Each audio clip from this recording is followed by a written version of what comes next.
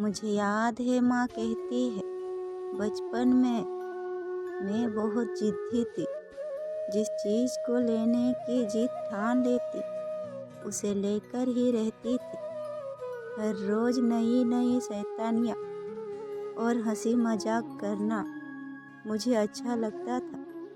जैसे जैसे मैं बड़ी होती गई, अन्य लड़कियों की तरह मेरा स्वभाव में भी परिवर्तन होता चला गया, लेकिन एक बात फिर भी वैसे की वैसे ही रही, हंसना, बोलना और मस्त रहना।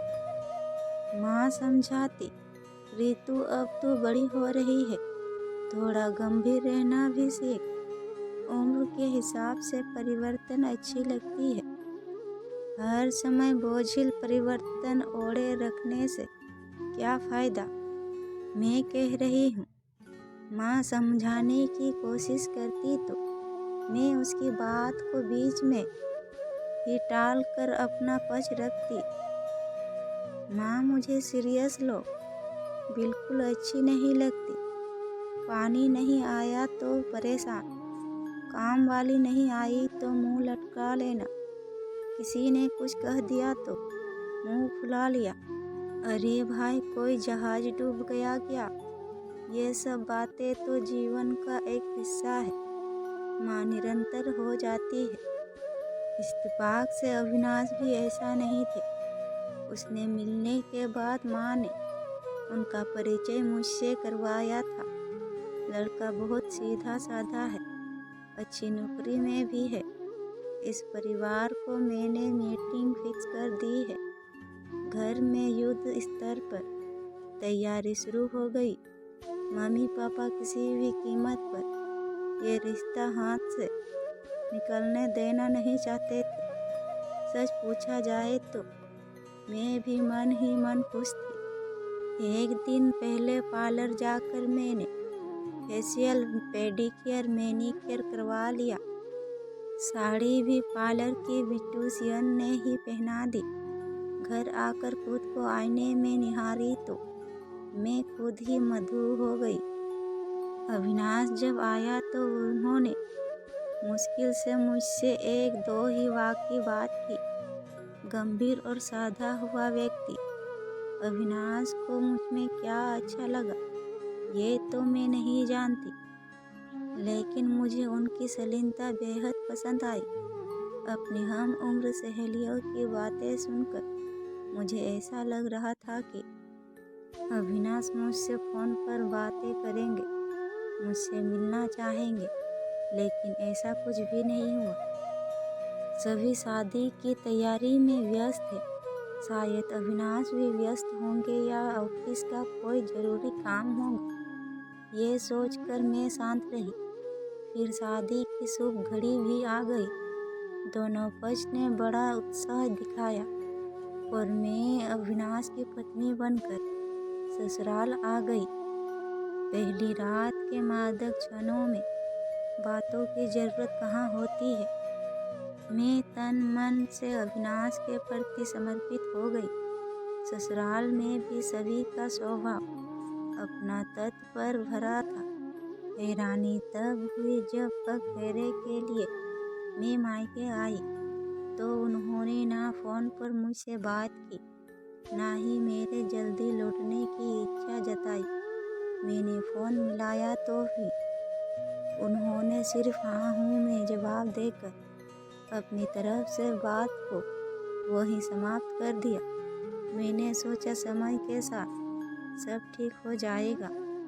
शादी के समय अविनाश मेरठ में पोस्ट हो गए थे। मैंने भी अपना ट्रांसफ़र करवा लिया और मेरठ आ गई। वैवाहिक जीवन का पहला साल एक दूसरे को समझाने की दृष्टि से पति पत्नी के लिए बहुत महत्वपूर्ण होता है, लेकिन मैं चाहकर भी अविनाश को नहीं समझा पा रही थी। हालांकि हम दोनों ही अपनी अपनी नौकरी में व्यस्त थे। एक दूसरे के साथ बातचीत करना समय बहुत ही कम मिलता था। फिर भी शाम को ऑफिस से लौटकर ही मैं अविनाश को सारी बात जरूर बताती। हंस हंस कर रोचक प्रसंग भी बताया करती थी। अविनाश चुपचाप मेरी बातें तो सुन लेते थे, लेकिन कभी भी प्रतिक्रिया व्यतीत नहीं करते थे। मैं अच्छा खासा बनाती या घर को सजाती, उनका चेहरा हमेशा भावुक ही रहता था, एकदम तटस्थ, बिल्कुल जैसे ऐसे किसी बात में उनकी दिलचस्पी ही नहीं थी। उनका ये आचरण मुझसे मायूस कर देती थी। 1 साल बाद नन्हा रियन मेरे गोद में आ गया। मैं घर और ऑफिस के साथ साथ रियन की देखभाल में व्यस्त हो गई। अविनाश रियन को बहुत प्यार करते थे, लेकिन उनकी कम बोलने की आदत अभी भी जस की तस थी। मैं बार बार उनसे अपना भावनाओं को व्यतीत करने के लिए प्रेरित करती, कभी कभी उत्साह भी करती थी, लेकिन मेरी किसी भी बात का उन पर कोई असर नहीं पड़ता था।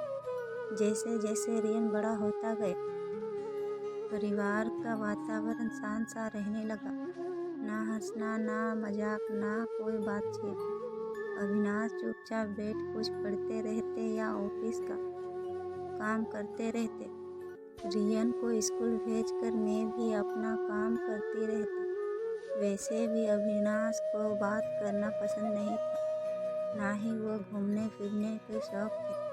उनके लिए चुप एक सामान्य सी बात थी।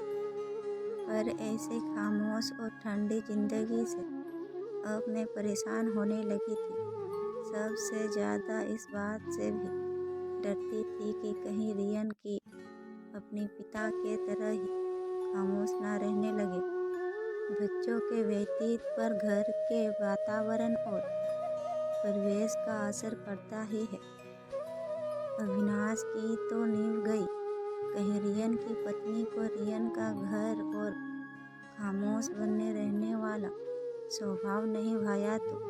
पति पत्नी के बीच तो भावनाओं और संबंधों का इतना बड़ा संसार होता है कि पता ही नहीं चलता उनके व्यतीत कब एक दूसरे के समाहित हो ही जाती है। दिल के दूसरे कोने से पुरजोर आवाज हो रही, रितु तू भी क्यों सोचने लगी? रियन पढ़ लिख कर एक अपने जीवन में व्यतीत तो हो जाएंगे, फिर उनकी शादी और लाइफ पार्टनर की बात सोचना। लेकिन वहाँ भी कम बोलने वाले लोग को पसंद नहीं किया जाता। इस जमाने में वो ही व्यतीत सफल हैं जो अपनी भावनाओं को संबंध द्वारा व्यतीत करने की कला में रंगत होता है। मेरा अंतर्मन मुझे अपनी ही बात पर अड़े रहने के लिए प्रेरित करता है। परिवार के बीच पसरे सन्नाटे का रियन के कोमल हृदय पर बुरा असर पड़ने लगा था। एक दिन मुझे तेज बुखार हो गई।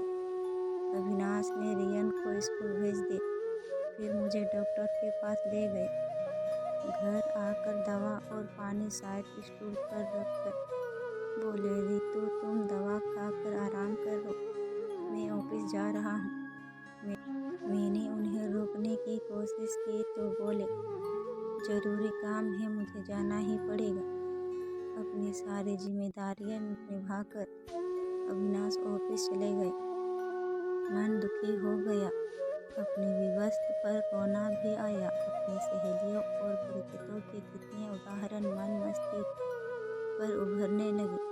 जब पत्नी की बीमारी की हालत में उनके पति ऑफिस से छुट्टी लेकर उनकी हर समय देखभाल करते, सच माथे पर पति का स्नेह स्पर्श और 2 शब्द आत्मीयत के पत्नी को कितना सुकून और शांति दे जाते होंगे। कुछ दिन बाद शरीर से तो स्वस्थ हो गए, पर मन भी अभी तक ठीक नहीं हुआ था।